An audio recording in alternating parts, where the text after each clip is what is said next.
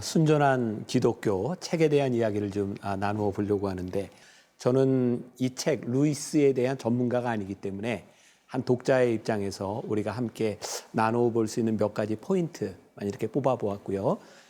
이 책은 무엇보다도 한마디로 이야기하면 변증적인 책이다, 이렇게 얘기할 수 있어요.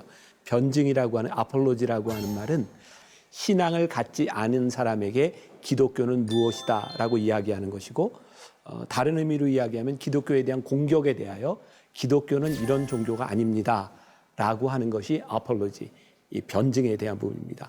그런 이해를 가지고 이 루이스 책을 보면 이런 변증을 하고 있구나 라는 것을 알 수 있고요. 이 책은 내 개인적인 견해지만 참 잘 쓴 책이다. 잘 쓴 책이라고 하는 이유는 굉장히 논리적입니다. 이 책은 크게 네 챕터로 되어 있죠. 이제 옳고 그름이라고 하는 주제를 통해서 먼저 하나님에 대하여 왜 우리들이 접근해야 되는가, 또 그리스도인은 무엇을 믿고 있는가, 또 세 번째는 그것을 믿고 있는 그리스도인의 행동은 어떠해야 되는가, 그리고 네 번째로 인격을 넘어서라고 되어 있는데, 이 부분은 신학적인 이슈들, 또 삼위일체에 대한 부분도 다루고 있어요. 굉장히 균형 잡힌 책입니다. 신존재에 대한 물음에서부터 우리 신앙인의 삶까지를 쭉 이어주고 있습니다. 먼저 이런 걸 한번 생각해 보면 좋을 것 같아요. 우리가 왜 하나님을 믿어야 하는가? 하나님은 어떤 분이신가? 이것은 인류가 가지고 있는 동안 보편적으로 가지고 있었던 질문에 대한 부분이었던 것 같아요. 사람들에게 부족함이 없다면, 나는 완전한 존재라고 생각한다면 하나님은 우리들에게 아무 의미가 없을 거예요. 우리가 하나님을 찾는 이유는 무엇인가? 또 하나, 기독교 역사 가운데서 끊임없이 논쟁을 가지고 있었던 것은 선과 악에 대한 문제였죠. 하나님은 선하신 분인가? 선하신 하나님이라면 왜 이 세상에 악은 존재하는가? 이것은 2000년 역사 동안에 끊임없이 제기되어 오던 그런 문제였던 것 같아요. 사람들은 본능적으로 선을 추구하나요? 악을 추구하나요? 선. 이 두 가지가 다 이렇게 공존하는 거죠. 사람들의 질문은 그랬어요. 하나님이 선하신데 선하신 하나님이 과연 악을 창조하셨을까? 그럼 본질적으로 우리들은 선한 것이 아닌가? 이 책에서 그런 질문을 하고 있죠. 혹시 여러분들은 그 어떤 선한 음성을 따라 그 행동해 본 경험이 있는가? 그리고 내 안에 선한 의지가 있는가? 사람은 악하다고 얘기했지만 내 속에 선함이 있어요, 없어요? 분명히 존재는 하죠. 있죠. 네. 그리고 걸어가다가 선한 일을 행해야 되겠다는 생각이 들 때가 있어요, 없어요? 있어요. 우리들에게 분명히 그런 게 있는 거죠. 루이스는 왜 우리들에게 선한 의지가 생기는가? 이것은 하나님께로부터 온 것이다 라고 하는 것에서 출발하고 있죠. 그리고 중요한 것은, 아주 중요한 출발점, 선한 하나님과 더불어서 우리 인간들이 가지고 있는 악에 대한 문제, 우리들이 선함을 알고 있지만 선을 행할 수 없는 우리 인간에 대한 악함에 대한 문제, 여기에서부터 하나님이 필요하다라고 하는 출발점을 가지고 있어요. 복음의 출발점이 그렇죠. 그 요한 웨슬레 같은 경우에는 회개는 구원에 이르는 현관이다, 이렇게 이야기를 했거든요. 인간이 악하다고 하는 것을 아는 그곳에서부터 우리는 구원으로 들어가는 거예요. 그래서 이제 이런 전제를 가지고 이야기를 하고 있습니다. 자, 그 다음에 우리 한번 그리스도인이라고 하는 것에 대해서 좀 굉장히 이렇게 흥미있게 보았어요. 그리스도인이라고 하는 호칭에 대해서.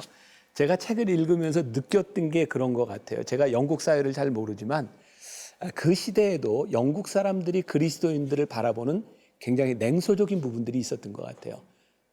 요즘 쓰는 말로 세상 사람들이 교인 뭐 이런 것도, 이런 말도 안 하고 저 교회 것들 뭐 이런 말 쓰기도 하고, 특히 코로나 문제 때문에 교인들이 많이 욕을 먹고 있죠. 굉장히 이분법적인 교인과 비교인 이렇게 바라보는 그런 시각들이 있었어요. 루이스가 아주 재미있는 해석을 하고 있죠. 우리들이 신사, 젠틀맨이라고 이야기를 할 때 그 당시에 본래 젠틀맨이라고 하는 사람의 본래의 뜻은 외투를 입고 다니거나 상당한 땅을 소유한 사람, 그게 젠틀맨이었다는 거, 본래의 뜻.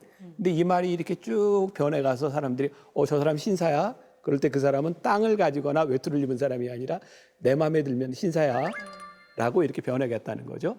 그래서 그리스도인이라고 하는 호칭에 대해서도 우리가 본래의 의미를 좀 가질 필요가 있다. 과연 그리스도인이라고 하는 이 객관성은 무엇인가? 제가 조금 읽어드릴게요. 이 말이 그 가르침에서 유익을 얻은 사람에게만 그리스도인이라는 말이 제한적으로 쓰였을 가능성, 더 그리스도의 영에 가까운 사람들에게만 쓰였을 가능성은 없습니다. 기독교 교리를 받아들였으면서도 그에 합당치 않게 사는 사람이 있을 때 그는 그리스도인이 아니다 라고 하기보다는 그는 나쁜 그리스도인이다 라고 하는 것이 더 분명한 표현입니다. 그러니까 우리 그리스도인들이 완전한가요? 완전하지 않은 거예요. 그러니까 아마 루이스 시대에도 그랬던 것 같아요. 저 나쁜 사람들 그리스도인 중에 저 그리스도인도 아니야 라고 이야기하는데 사실 하나님께서 예수님께서 제자를 부르셨을 때 그 제자들은 다 완전한 사람이 아니었다는 거죠. 그러니까 우리들 공동체에는 조금 착한 사람, 조금 나쁜 사람, 더 나쁜 사람, 아주 못된 사람이 있지만 다 그리스도인이다. 또 그리스도인 그리고 여기에 생명력에 대해서 이야기를 하는데 이것도 아주 좋은 포인트라고 생각해요. 더 나쁜 그리스도인이다라고 하는 말에서 알 수 있듯이 모든 그리스도인들이 믿는 대로 살기는 어려워요. 그죠? 우리 필원 씨는 좋은 그리스도인, 나쁜 그리스도인? 저는 모르겠지만 어떤 다른 사람이 얘기해 줘야 될 것 같은데. 그래요. 뭐 다른 사람이 네. 어떤 것 같아요? 그리스도인. 네, 그리스도인. 네. 뭐 나쁘든 좋든 우리들이 그리스도인인데 한 가지 분명한 것은 좋은 그리스도인이든 나쁜 그리스도인이든 누구도 죄에서부터 자유롭지 않아요. 우리들이 가지고 있는 죄성에 대해서. 아무리 좋은 그리스도인이라고 이야기를 해도 평생 퍼펙트하게 좋은 그리스도인으로 살아갈 수밖에 없어요. 그러면 우리들 모두는 신앙생활을 하면서 때때로 이런 감정을 느끼지 않을까요?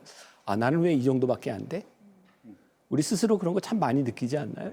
내가 은혜도 체험하고 나 하나님의 사람이고 어느 날 나에게 뜨겁게 타올랐던 열정도 있는데 어느 날 나를 보니까 난 이거밖에 안 되는 거야? 나는 포기된 것 같은. 그래서 그리스도인의 생명력이라고 하는 것은 무엇일까? 그리스도인이 끝까지 그리스도인으로서 살아갈 수 있는 것은 무엇일까? 이 부분에 대해서 루이스가 참 멋진 글을 하나 쓰고 있더라고요. 살아있는 몸은 죽은 몸과 달리 상처를 입을 때 어느 정도까지 자신을 치유할 수 있습니다. 몸이 살아있다는 것은 절대 상처를 입지 않는다는 뜻이 아닙니다. 어느 한도까지는 스스로 회복할 수 있다는 뜻입니다. 마찬가지로 그리스도인이란 절대 잘못을 저지르지 않는 사람이 아니라 넘어질 때마다 회개하고 다시 일어나 몇 번이고 새롭게 시작할 수 있는 사람이라는 뜻입니다. 그의 안에 있는 그리스도인의 생명이 매번 그를 회복시키며 그리스도처럼 일종의 자발적인 죽음을 반복할 수 있게 해주기 때문입니다. 저는 이 부분이 너무 좋았어요. 그리스도인의 생명력.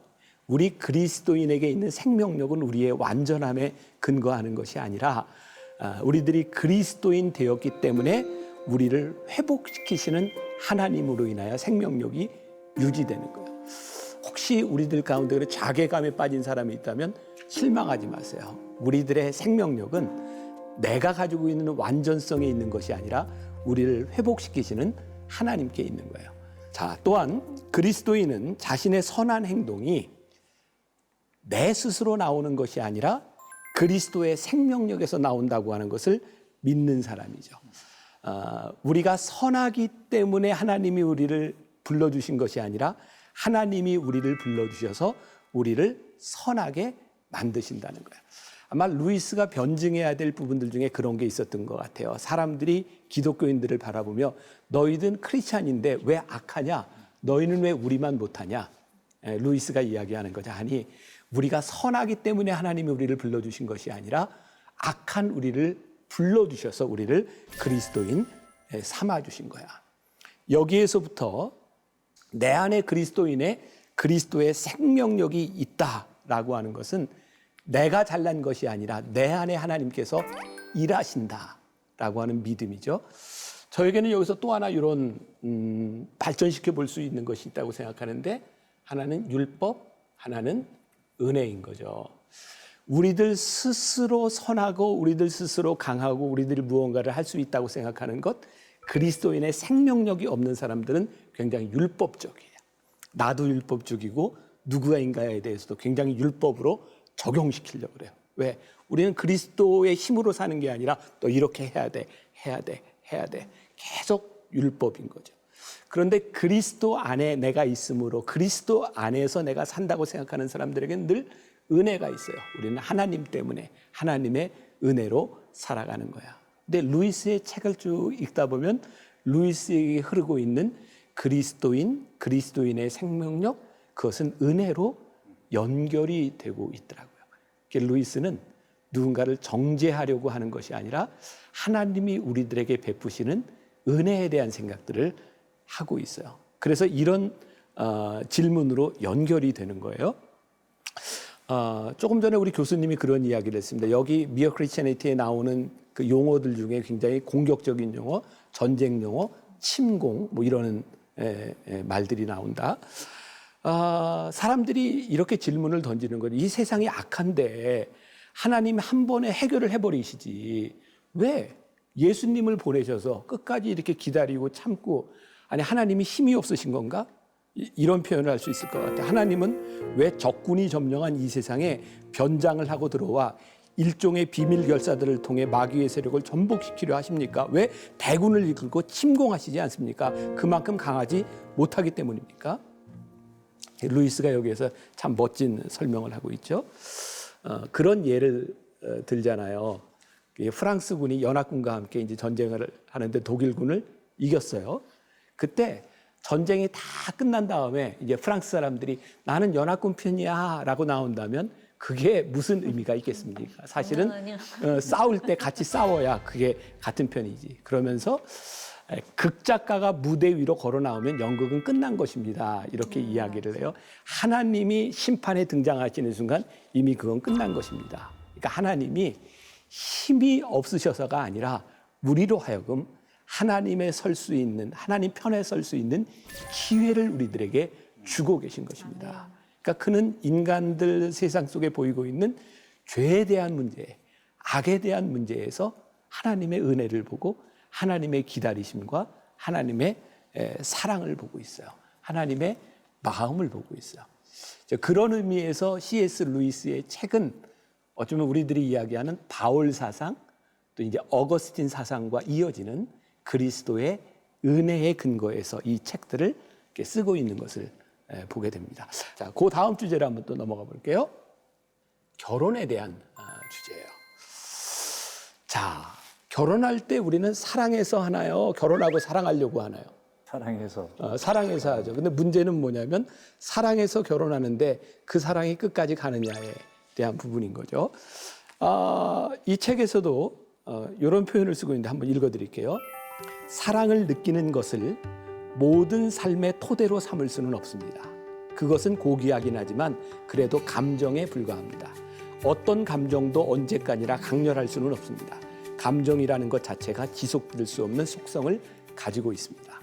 그러면 결혼을 볼 때 사랑이라고 하는 감정만을 가지고 결혼하는 것은 아니다라는 이야기예요. 그러면 여기서 이제 이런 의문이 생기는 거죠. 결혼의 감정이, 사랑의 감정이 식었을 때는 어떡합니까? 제가 저희 엄마, 그러니까 어머니하고 통화하면서 제가 그렇게 얘기했어요. 내가 민서 엄마 때문에 내가 못 살겠다고. 아니 이제 만난 지 20년, 결혼 15년 됐으면 이제 뭐 안 그래야 되는데 아직도 이거 심장이 벌렁거려가지고 그래서 내가 못 살겠다고 그렇게 얘기했는데 루이스의 이야기로 넘어가죠. 루이스는 감정은 믿을 만한 것이 못 된다. 감정은 변하는 것이죠. 맞습니다. 감정은 우리들이 지킬 수 있는 것이 아니에요. 그런데 문제는 뭐냐면 결혼은 감정으로 한다는 것이죠. 그러니까 우리가 결혼을 감정을 지키는 것으로만 생각한다면 결혼은 유지될 수 없는 거예요. 자, 사랑을 느끼는 것, 그것만이 다가 아니라 우리들이 결혼할 때 했던 그 약속의 유효함을 믿을 때 결혼은 유효성이 있는 거죠. 그래서 감정과 의지에 대한 부분들을 나누고 있는 것 같아요. 제가 결혼 주례할 때 이런 말을 합니다. 여러분, 지금 결혼하는 신랑 신부, 여러분들은 사랑의 감정으로 오늘 결혼을 합니다. 그러나 이 결혼을 유지시키는 것은 감정이 아닙니다. 의지입니다. 지금부터는 감정이 아니라 의지가 필요합니다. 자, 우리는 감정에 약속하는 것이 아니라 의지에 약속하는 거죠. 그래서 제가 남자들에게나 여자들에게나 늘 반지를 끼고 다니라 그래요. 저도 그래서 거의 반지를 끼고 다닙니다. 이유는 반지를 볼 때마다 내가 한 약속을 기억하는 거죠. 이것은 의지에 대한 부분이에요. 그래서 우리의 신앙, 결혼, 이 모든 것들이 너무 감정적이지 않았으면 좋겠다. 우리들이 가졌던 감정을 어떻게 유지해 가느냐라고 하는 것도 결혼뿐만 아니라 우리의 신앙을 유지해가는 굉장히 중요한 방법이다. 한번 생각해 볼 필요가 있을 것 같아요. 또 우리들에게 중요한 주제로 다뤄볼 수 있을 것 같은데 교만, 그리고 겸손, 이 부분을 다루고 있는데 굉장히 중요한 이것도 이슈가 될 것 같아요. C.S. 루이스는 이 세상에 살고 있는 사람들, 악에서부터 자유로울 수 없지만 가장 나쁜 죄가 있다면 뭐라고 얘기했죠? 교만. 그래요. 책을 잘 읽어오셨군요. 네. 교만이라고 이야기를 했어요. 그러면서 교만은 본질적으로 경쟁적이다. 이렇게 이야기를 합니다. 교만은 단순히 무언가를 가지는 것에 만족하지 못하고 옆 사람보다 더 가져야만 만족합니다. 우리는 사람들이 돈 많고 똑똑하고 잘생긴 것을 뽐낸다고 하지만 사실은 그렇지 않습니다. 남들과 비교해 더 똑똑하고 잘생겼다는 것을 뽐내는 것입니다. 우리를 교만하게 만드는 것은 남과의 비교입니다. 교만이 참 나쁜 것인데 이 교만은 본질적으로 비교하는 데서 생긴다는 거예요. 그러니까 내가 아무리 멋지고 내가 아무리 가진 게 많아도 다른 사람하고 비교할 게 없으면 이게 별로 죄가 드러나지 않는 거죠. 인간이 이 경쟁적인 이 부분에 대해서 이 교만을 어떻게 이길 것인가. 결국 전쟁에 대한 문제, 탐욕에 대한 문제, 이 모든 것들이 단순한 욕심에 대한 부분이 아니라 교만, 경쟁하는 데서 일어나는 부분이라는 거예요. 자, 그러면 이 교만을 이길 수 있는 것 가장 좋은 동목은 겸손인데 어떤 것이 겸손이고 어떤 것이 교만인가? 사실은 참 힘든 게 뭔지 아세요? 내가 제일 낫다고 생각하는 거죠. 근데 우리의 마음 가운데 그게 다 있는 거예요. 교만은 하나님을 대적하는 것이기도 하고, 이 루이스가 이런 이야기를 합니다. 정말 겸손한 사람은 자신의 겸손을 의식하지 못하는 사람입니다. 그러니까 내가 겸손합니다라고 말하는 순간 교만한 거죠. 진짜 겸손은 내가 겸손하다고 하는 그런 의식을 가지지 않는 것.